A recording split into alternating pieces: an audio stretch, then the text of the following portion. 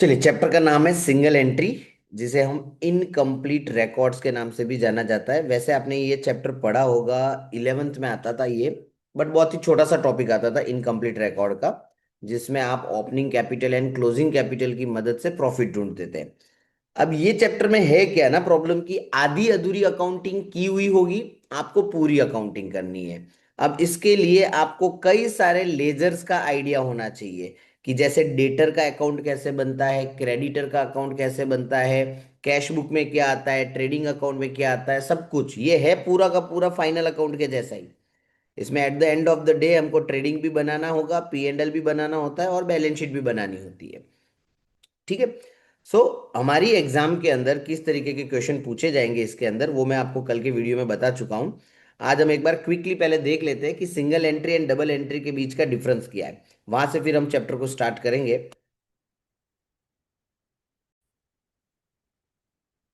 चलिए, पहले हम ये समझते हैं कि डबल एंट्री सिस्टम, जो अभी तक आप अकाउंटिंग करते आ रहे थे वो, और सिंगल एंट्री सिस्टम के बीच में डिफरेंस क्या है। ये थ्योरेटिकल क्वेश्चन आपकी एग्जाम के अंदर 10 मार्क में पूछा जा सकता है। क्वेश्चन नंबर 3 में कल ही जो मैंने आपको आईएमपी दिए थे उसके अंदर बोला था मैंने ये। ठीक है। तो अगर आपको सिंगल एंट्री के सामने कोई थ्योरेटिकल क्वेश्चन मिल जाता है प्रैक्टिकल के सामने, तो आपको थ्योरी वाला क्वेश्चन ही करना है, प्रैक्टिकल वाला नहीं करना है। क्योंकि प्रैक्टिकल में बहुत ज्यादा टाइम कंज्यूम होगा, और वो टैली भी नहीं होता है जल्दी। ठीक है। तो पहले मैं आपको ये सवाल समझा देता हूं। आपको सिर्फ पॉइंट्स खास याद रखने हैं कि भाई single entry and double entry में effect of transaction, double entry में हर चीज की हम कितनी इफेक्ट देते हैं, दो इफेक्ट देते हैं। सिंगल एंट्री में कभी भी दो इफेक्ट नहीं होती, मतलब एक इफेक्ट करके उसको छोड़ दिया जाता है, इसलिए उसका नाम होता है single entry. Ledger account, double entry में हम सारे अकाउंट्स के लेजर ओपन करते हैं, जबकि सिंगल एंट्री में सिर्फ पर्सनल अकाउंट्स के लेजर को ओपन किया जाता है। डबल एंट्री जो आपका प्रॉपर एक्यूरेट अकाउंटिंग सिस्टम है उसे कहते हैं। सिंगल एंट्री एक ट्रेडिशनल मेथड है, जिसमें हम सारे अकाउंट्स नहीं खोलते थे, खाली कौन से अकाउंट खोलते हैं, personal accounts. Trial balance, double entry में हम ट्रायल बैलेंस को प्रिपेयर करते हैं। क्यों प्रिपेयर करते हैं, क्योंकि हमने सारे लेजर बनाए हैं। सिंगल एंट्री में ट्रायल बैलेंस को प्रिपेयर नहीं किया जा सकता। क्यों नहीं किया जा सकता, क्योंकि उसके अंदर हमने सारे अकाउंट्स नहीं बनाए हैं। डबल एंट्री में सब बनाते हैं, इसलिए ट्रायल बैलेंस बन जाती है। सिंगल एंट्री में सब अकाउंट नहीं बनते, इसलिए ट्रायल बैलेंस नहीं बनती। फाइनल अकाउंट, यस, हम डबल एंट्री में फाइनल अकाउंट को प्रिपेयर सिस्टमेटिक वे में कर सकते हैं, जो हम बनाते हैं trading account, P and L account और बैलेंस शीट। जबकि सिंगल एंट्री में आप प्रॉफिट एंड लॉस अकाउंट को सिस्टमेटिक वे में प्रिपेयर नहीं कर सकते। क्यों नहीं कर सकते, आधी अधूरी अकाउंटिंग वहां पे होती है, सो एक्यूरेट रिजल्ट आपको वहां पे नहीं मिल पाता। जितना अंडरलाइन कर रहा हूं उतना ही आपको एग्जाम के अंदर लिखना है, उसके आगे पीछे आप अपनी मर्जी से बना के लिख लेना। Error and fraud, double entry system में आप अपने अकाउंटिंग एरर्स को डिटेक्ट कर सकते हो। ठीक है, और उसको आप स्टॉप भी कर सकते हो, क्योंकि आप वहां पे ट्रायल बैलेंस प्रिपेयर कर रहे हो, तो आपको एरिथमेटिकल एरर्स जो भी होगी, कैलकुलेटिव एरर, वो डिटेक्ट हो जाएगी। जबकि सिंगल एंट्री में हम ट्रायल बैलेंस को प्रिपेयर नहीं करते हैं, तो वहां पे एरर एंड फ्रॉड को डिटेक्ट करना डिफिकल्ट है, क्योंकि ट्रायल बैलेंस प्रिपेयर ही नहीं होगी, तो सिंगल एंट्री में आप उसको डिटेक्ट नहीं कर पाते हो। कौन मेंटेन करता है डबल एंट्री सिस्टम, सारे के सारे large and medium businesses follow करते हैं, जबकि बहुत ही छोटे बिजनेसमैन जो होते हैं वो सिंगल एंट्री सिस्टम से जाते हैं। जो डायरी में वगैरह अकाउंटिंग करते हैं उसको हम सिंगल एंट्री कहते हैं। इंफॉर्मेशन फॉर डिसीजन मेकिंग, यहाँ पे जितनी भी इंफॉर्मेशन होगी डबल एंट्री सिस्टम में, वो आपको डिसीजन मेकिंग के लिए हेल्पफुल होता है। जबकि सिंगल एंट्री में इंफॉर्मेशन सारी अवेलेबल नहीं होती, इसलिए वो डिसीजन मेकिंग के लिए हेल्पफुल नहीं होता है। सो याद रखने का कि भाई डिसीजन मेकिंग में डबल एंट्री सिस्टम हेल्पफुल है, सिंगल एंट्री सिस्टम में वो पॉसिबल नहीं है। कंट्रोल बेस्ड ऑन रूल्स, तो कंट्रोल में आपको याद रखना है कि भाई possible to keep control. Double entry system में हम हर चीज पे कंट्रोल कर सकते हैं, सिंगल एंट्री सिस्टम में अकाउंट्स पे कंट्रोल करना, बिजनेस के ट्रांजैक्शंस एंड एक्टिविटी को कंट्रोल करना पॉसिबल नहीं है। इनकम टैक्स पर्पज के लिए, इनकम टैक्स पर्पज इस सिस्टम पे रिलाय करता है, कौन से सिस्टम पे, डबल एंट्री पे। इनकम टैक्स सिस्टम जो है वो सिंगल एंट्री सिस्टम पे कभी भी रिलाय नहीं करता है, और उसको कोई अप्रूवल लीगल अथॉरिटी ने नहीं दिया है। मतलब अगर आप सिंगल एंट्री से अकाउंटिंग करते हो तो इनकम टैक्स वाला उसको मान्य नहीं मानेगा, लेकिन अगर आपने डबल एंट्री सिस्टम से किया है तो वो वैलिड माना जाता है। आपको लोन लेना है या किसी का बिजनेस वगैरह खरीदना है तो आपके अकाउंट सिस्टमेटिक होने चाहिए, मतलब डबल एंट्री सिस्टम से मेंटेन होने चाहिए। और अगर आपके अकाउंट जो है वो सिंगल एंट्री सिस्टम से मेंटेन किए गए हैं तो सफिशिएंट इंफॉर्मेशन अवेलेबल नहीं होगी, जिसकी वजह से आप लोन आपको नहीं मिलेगा, नहीं आप किसी का बिजनेस खरीद सकते हो। तो in short we can say जो सिंगल एंट्री सिस्टम है वो बहुत ही पुरानी ट्रेडिशनल सिस्टम माना जाता है, छोटे बिजनेसेस के लिए होता है। डबल एंट्री सिस्टम जो है large and medium scale size businesses के लिए होता है। हम नॉर्मल अकाउंटिंग जो पढ़ते हैं वो पूरी की पूरी डबल एंट्री सिस्टम होता है। हमने कभी सिंगल एंट्री सिस्टम अकाउंट्स में देखा ही नहीं है। ठीक है, तो अब प्रॉब्लम क्या होगी, ये जो सिंगल एंट्री सिस्टम है इसका नाम भी क्या लिखवाया, इनकम्प्लीट रिकॉर्ड। क्यों इनकम्प्लीट रिकॉर्ड, तो आप एक सिस्टमेटिकली आप इसको समझिए कि जैसे फॉर एग्जाम्पल मैंने माल खरीदा, ठीक है, 5,000 रुपए का, तो मैं एंट्री क्या करता हूँ, परचेज टू कैश 5,000। ये डबल एंट्री सिस्टम हुई। सिंगल एंट्री सिस्टम क्या करता है, एक चौपड़ी बनाता है और लिख लेता है, मतलब चौपड़ी कैसे भी बनाते होंगे कि भाई कैश गया कितने का, 5,000 का, एक इफेक्ट देके उसको छोड़ दिया, परचेज का डब्बा बनाया ही नहीं उन्होंने। या फॉर एग्जाम्पल आपने रोकड़े में नहीं खरीदा और आपने किस में खरीदा, उधार में खरीदा, ठीक है, तो वो फिर परचेज क्रेडिटर के अंदर लिख लेंगे हिसाब के अंदर कि भाई मिस्टर XYZ इसको मुझे 5,000 रुपए देने बाकी है, पर परचेज का अकाउंट बना ही नहीं वहां पे। तो ऐसी बहुत सारी चीजें हैं जिसके अंदर सिंगल एंट्री सिस्टम के अंदर एक ही इफेक्ट दी जाती है, दूसरी इफेक्ट नहीं दी जाती। जैसे कोई आप खर्चा करते हो तो उसकी एक ही इफेक्ट होगी। हमको क्या करना होगा इस चैप्टर में, हमको इस चैप्टर में इस इनकम्प्लीट रिकॉर्ड को कंप्लीट रिकॉर्ड में कन्वर्ट करना है। मतलब उन्होंने एक इफेक्ट दी है, हमको कितनी इफेक्ट देनी है उसी ट्रांजेक्शन की, दो। और जब आधी अधूरी इंफॉर्मेशन होगी तब आपको मैक्सिमम लेजर्स ओपन करने रहते हैं। ठीक है, बिना लेजर के आप पूरी अकाउंटिंग कंप्लीट नहीं कर पाओगे। ठीक है, चलिए बीकॉम की एग्जाम के अंदर आपको बेसिक सवाल पूछे जाते हैं कि भाई सेल्स फाइंड आउट कीजिए, परचेज फाइंड आउट कीजिए। ठीक है, एक तो इस वैरायटी के क्वेश्चन होंगे। दूसरा फुल क्वेश्चन पूछा जाएगा जिसके अंदर आपको ट्रेडिंग अकाउंट भी बनाना है, P&L अकाउंट भी बनाना है और आपको बैलेंस शीट भी बनानी है, और इसके अलावा बहुत सारे लेजर्स भी प्रिपेयर करने हैं। ठीक है, ये CMA इंटर में भी आता है अपने ग्रुप 1 के अंदर, वहां पे ये 14 मार्क्स में सम पूछा जाता है इसका। लास्ट एग्जाम में बड़ा क्वेश्चन 7 मार्क में पूछा था इंटर वालों को। चलिए मैं अब आपको ले जाता हूँ फॉर्मेट में।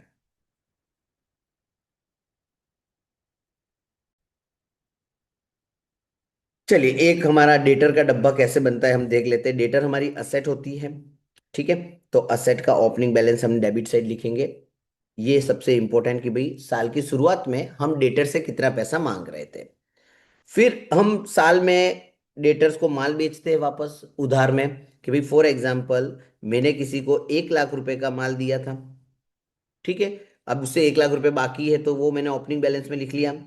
अब करंट ईयर में मैंने उसको 5 लाख का और माल दिया, तो अब मैं टोटल उससे कितना मांग रहा हूं, 6 लाख रुपीज मांग रहा हूं। 1 लाख पुराना अमाउंट है, नया माल उसको कितने का दिया, 5 लाख का। अब सामने वाला बोलता है कि सर 2 लाख रुपए पकड़ो, कैश कलेक्शन पैसा आया मेरे पास। तो अब देखो डेटर कम हो गए, 6 लाख थे उसमें से 2 लाख का पेमेंट आ गया। नाउ डेटर कितने बचे, खाली 4 लाख। तो क्लोजिंग बैलेंस में बोल सकता हूं डेटर का कितना, 4 लाख। तो ये चार इंपॉर्टेंट पॉइंट है, इसके बिना डेटर का अकाउंट बन ही नहीं सकता। बाकी जितने भी पॉइंट दिखाई दे रहे हैं आपको वो हो भी सकते और ना भी हो, वो इतने रेलेवेंट नहीं है। बट ओपनिंग, क्रेडिट सेल्स, पैसा कितना मिला और क्लोजिंग कितना, ये चार चीजें अपने को याद रखनी है। अब इसके अलावा क्या होगा आप समझो, इसी एग्जांपल को अपने कंटिन्यू करते हैं। 1 लाख और 5 लाख का माल बेचा मैंने, टोटल 6 लाख हो गए। डेटर ने बोला कि डिस्काउंट दो, तो मैंने बोला ठीक है यार 10,000 रुपये कम देना, तो 10,000 से मेरे डेटर क्या हो गए, कम हो गए। अगर कोई बैड डेट्स होता है 50,000 का, समझो बैड डेट्स हो गया, तो 50,000 से डेटर क्या हो गए, कम हो गए। डेटर ने मुझे माल रिटर्न किया तो डेटर मेरे कम हो गए। फॉर एग्जाम्पल 20,000 का माल रिटर्न हुआ तो डेटर मेरे 20,000 से कम हो गए। डेबिट साइड में जितना भी डेटर बढ़ेगा वो डेबिट में लिखेंगे, और क्रेडिट साइड में जैसे जैसे डेटर कम होंगे वो सारी चीजें हमको क्रेडिट साइड में लिखनी है। डेटर कम कैसे होते हैं, जब वो आपको पैसे दे देते हैं। जब डिस्काउंट दिया जाता है, जब पैसा डूब जाता है, जब डेटर माल वापस कर देता है, या फिर डेटर पैसों की जगह पे क्या एक्सेप्ट कर लेता है, बिल्स रिसीवेबल एक्सेप्ट कर लेते हैं। कि जैसे मैं आपसे 6 लाख रुपए मांग रहा हूं और सामने मैंने आपको बोला कि भाई एक काम करो 6 लाख रुपए का बिल दे दो, तो मैं बिल लिखूंगा, आप लोग उस पर साइन करोगे, मतलब बिल एक्सेप्टेड हो गया। ठीक है, तो उससे भी डेटर क्या हो जाते हैं आपके, कम हो जाते हैं। ये खास ध्यान रखना, bills receivable is a part of debtor. Debtor कम होंगे बिल्स रिसीवेबल से और दूसरा कैश कलेक्शन से, ये मेन पॉइंट है। It's one kind of amount, एक तो पैसा मिलता है या फिर वो मुझे पैसों की जगह पे क्या दे देगा, बिल दे देगा, और लास्ट में जो बचेगा वो मेरे क्या होंगे, क्लोजिंग बैलेंस। ठीक है। अच्छा, ये बिल जब वो एक्सेप्ट करता है और अगर वो डिसऑनर्ड हो जाता है तो वापस ऑपोजिट साइड में आ जाता है। तो अगर बिल रिसीवेबल डिसऑनर्ड हुआ तो डेबिट में लिखना है, और बिल्स रिसीवेबल एक्सेप्ट किया तो आपको क्रेडिट में लिखना है। उसके अलावा अगर आपने डेटर से ब्याज लिया है, ऐसा कब होगा, जब डेटर टाइम पे पैसा नहीं देता, तो आप उसको बोलते हो कि भाई 6 लाख लेने थे, तूने टाइम पे पैसा नहीं दिया, 20,000 रुपये ब्याज के देने पड़ेंगे अब। तो अब मैं टोटल उससे 6,20,000 रुपया मांग रहा हूं। तो अगर इंटरेस्ट चार्ज होता है तो वो आपको डेबिट साइड में लिखना है, क्योंकि वो डेटर की अमाउंट को इंक्रीज कर देता है। ठीक है। सेम लॉजिकल वे में बनता है आपका क्रेडिटर का अकाउंट। अब क्रेडिटर के अकाउंट में उल्टा सोचना है, हमने माल खरीदा है, हमको पैसे देने हैं। सो ये आपकी लाइबिलिटी हुई, लाइबिलिटी के बैलेंस क्रेडिट साइड होते हैं।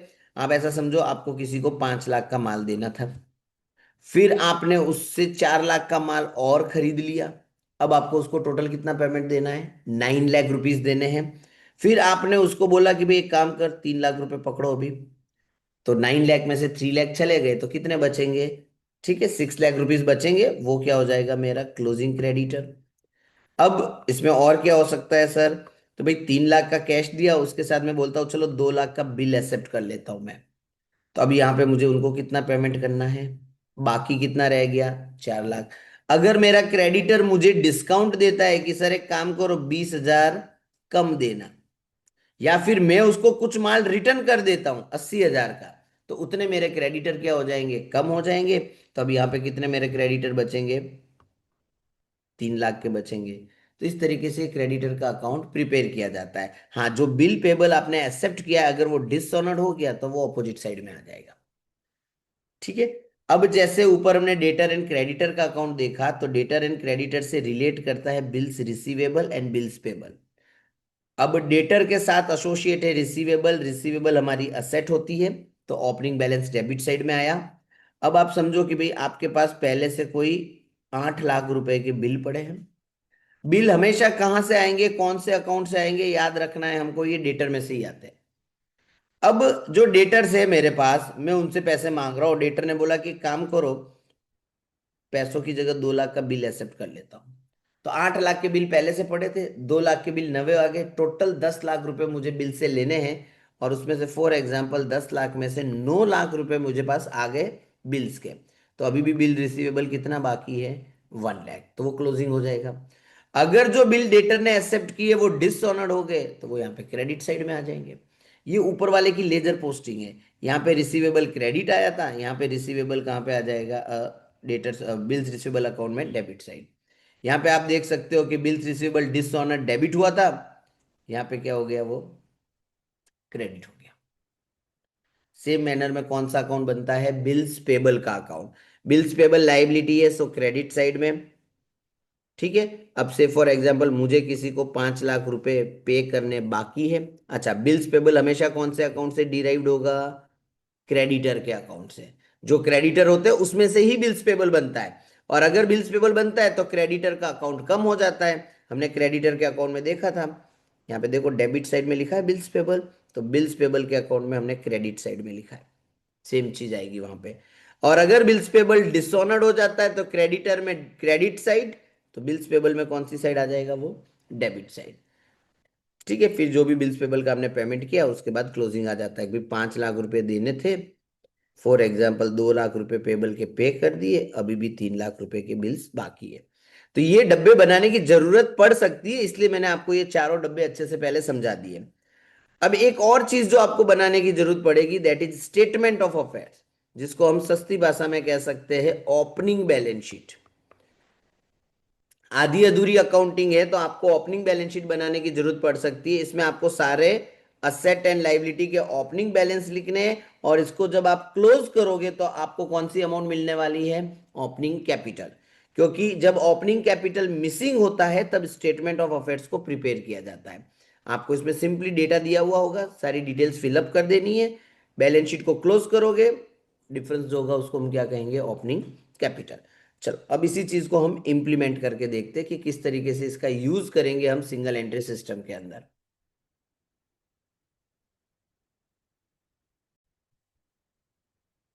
चलिए इलस्ट्रेशन नंबर 5, जो बेसिक क्वेश्चन है अपने सिंगल एंट्री का, आपके एग्जाम में 10 मार्क में पूछने के चांसेस है, जो मैंने आपको आईएमपी में दिया है कि from the following information is available from cash book and certain rough statement, rough मतलब खाली ऐसे ही कागज वागज पे लिख लिया होगा, मिस्टर राजेश पायलट की इंफॉर्मेशन दी है हमको बिजनेस की।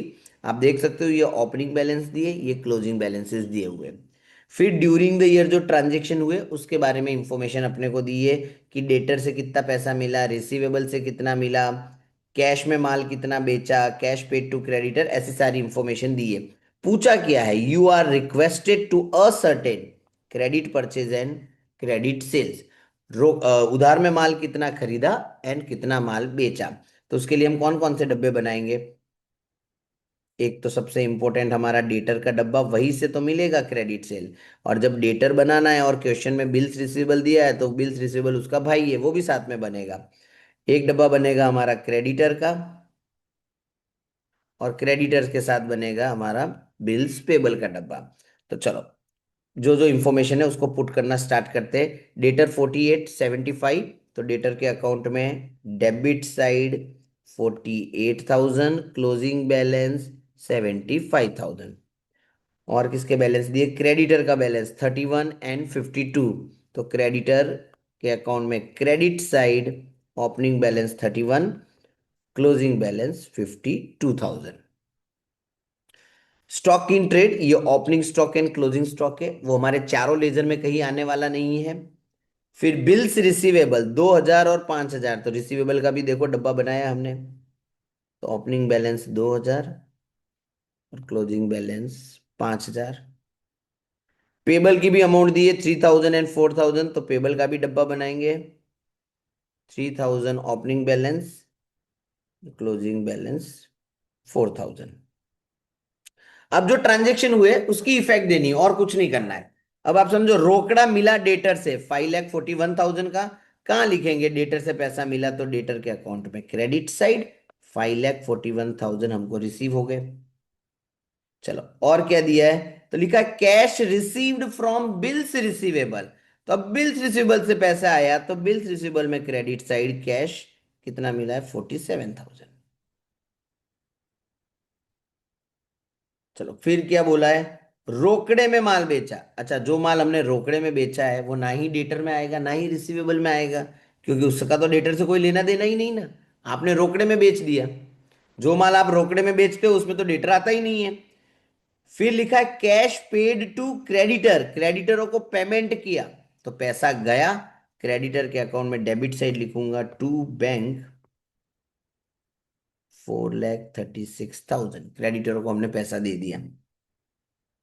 फिर लिखा है पेमेंट किया किस चीज का, बिल्स पेबल का, तो बिल्स पेबल के अकाउंट में जाने का और उसमें डेबिट साइड लिखने का कैश पेड 9,000। जैसा दिया है बस वैसे लिखते जाने का। रिटर्न आउटवर्ड दिया है, फिर इनवर्ड दिया है, डिस्काउंट दिया है, बैड डेट्स दिया है, कैश परचेज दिया है। तो एक बार सोचो जरा कि ये चीजें कहाँ कहाँ जाएगी, किस में जाएगी। रिटर्न आउटवर्ड का मतलब होता है माल गया, मतलब परचेज रिटर्न, जो हमने खरीदा होगा वही माल जाता है। रिटर्न इनवर्ड का मतलब होता है सेल्स रिटर्न। डिस्काउंट अर्न कब होता है, जब मेरा क्रेडिटर मुझे डिस्काउंट देता है। डिस्काउंट अलाउड कब होता है, जब मैं मेरे डेटर्स को डिस्काउंट दूंगा कि हाँ भाई लो आप डिस्काउंट ले लो, पेमेंट कर दो। बेड डेट हमेशा किसके ऊपर होगा, डेटर के ऊपर होगा। रोकड़े में जो माल खरीदा उसकी कोई अकाउंटिंग नहीं होगी उधार वाले में, ठीक है, डेटर क्रेडिटर में नहीं होगी। तो चलो अब इनकी भी पोस्टिंग करनी पड़ेगी। रिटर्न आउटवर्ड है आपका 9,000, नहीं 9,000 नहीं है ना, फोर्थ आइटम 6,000 है। रिटर्न आउटवर्ड मतलब परचेज रिटर्न, परचेज रिटर्न मतलब क्रेडिटर से रिलेट करता है, तो क्रेडिटर के अकाउंट में डेबिट साइड परचेज रिटर्न, और अमाउंट थी अपनी 6,000। चलो और क्या हुआ, दिया हुआ था अपने को डिस्काउंट अर्न, ये भी हमें क्रेडिटर से मिलता है 4,000 का, तो वही क्रेडिटर के अकाउंट में डिस्काउंट 4,000। फिर क्या दिया, इनवर्ड सेल्स रिटर्न, और फिर डिस्काउंट अलाउड और बैड डेट्स, ये तीनों ही चीजें डेटर्स में जाती है। ठीक है, 5,000 3,000 एंड 2,000 में डेटर के अकाउंट में क्रेडिट साइड लिखूंगा डिस्काउंट अलाउड 3,000, सेल्स रिटर्न मतलब जो रिटर्न इनवर्ड हमको दिया था 5,000, और एक हमको दिया हुआ था बैड डेट्स 2,000 का। चलिए और कुछ दिया हुआ है, नहीं, कैश परचेज से मुझे कोई लेना देना नहीं है, तो ये सम यहाँ पे खत्म हो गया हमारा। अब हमको फाइंड क्या करना था, क्रेडिट परचेज और क्रेडिट सेल, लेकिन ध्यान रखना डेटर का अकाउंट क्लोज करने से पहले आपको रिसीवेबल का अकाउंट क्लोज करना है। अच्छा, बिल्स रिसीवेबल आते कहां से है, डेटर से। जब बिल्स रिसीवेबल आते हैं ना, तो जर्नल एंट्री ये होती है, बिल्स रिसीवेबल टू डेटर। तो बिल्स रिसीवेबल के अकाउंट में डेबिट साइड डेटर्स आएगा ही, और डेटर्स के अकाउंट में क्रेडिट साइड बिल्स रिसीवेबल आएगा। अब आप डेटर के अकाउंट में देखो, मैंने आपको बोला था कि चार इंपॉर्टेंट चीजें, ओपनिंग, क्लोजिंग, कैश कलेक्शन, और एक और चीज कौन सी थी अपनी, क्रेडिट सेल्स। ठीक है, अब यहां पे दो इंफॉर्मेशन मिसिंग है आपके डेटर के अकाउंट में, एक क्रेडिट सेल्स गायब है और दूसरा रिसीवेबल गायब है। रिसीवेबल के अकाउंट में देखो कितनी चीज गायब है, सिर्फ एक ही गायब है, इसका डब्बा क्लोज करो, आपको इंफॉर्मेशन मिल जाएगी 52,000। सो डिफरेंस आएगा आपका 50,000। ये 50,000 वापस कहाँ लिख लूंगा, मैं डेटर के अकाउंट में लिख लूंगा। और अब आप डेटर का अकाउंट क्लोज करो, 541 plus 3 plus 5, I think 6,76,000 will be the total. और 676 में से डेबिट साइड का 48 माइनस कर दूंगा, तो 6,28,000 हमारा क्रेडिट सेल हो जाएगा। चलिए अब क्रेडिटर के अकाउंट में आते हैं, तो सबसे पहले बिल्स पेबल को देखना पड़ेगा। बिल्स पेबल कहां से जनरेट होते हैं, क्रेडिटर से। तो बिल्स पेबल के अकाउंट में सबसे पहले तो क्रेडिटर की इंफॉर्मेशन गायब है, तो पहले बिल्स पेबल को क्लोज कर दो, क्रेडिटर मिल जाएगा 9 और 4 13। सो क्रेडिटर का अमाउंट कितना आएगा यहाँ पे, डिफरेंस अमाउंट 10,000। यही क्रेडिटर के अकाउंट में हम कहा लिखेंगे, debit side bills payable 10,000। Creditor में चार इंपॉर्टेंट चीजें कौन सी थी, ओपनिंग, क्लोजिंग, कैश पेड, और एक और चीज जो है वो है क्रेडिट परचेज। टोटल करके बता दो क्रेडिट वाला परचेज कितना आ रहा है, आई थिंक 4,77,000। अब यही तो पूछा था इन्होंने कि भाई क्रेडिट परचेज बताओ और क्रेडिट सेल्स बताओ, ये 7 मार्क, सॉरी 7 नहीं, ये 10 मार्क्स में आपकी एग्जाम में पूछा जाता है। ठीक है, ये क्लियर हुआ। मैंने देखो ये क्वेश्चन थोड़ा डिटेल में इसलिए कराया क्योंकि ये चैप्टर आप लोगों ने कभी पढ़ा नहीं है। ठीक है, अब मैं आपको बता देता हूँ इसके रिलेटेड और कौन से क्वेश्चन है जो आपको ध्यान रखने हैं।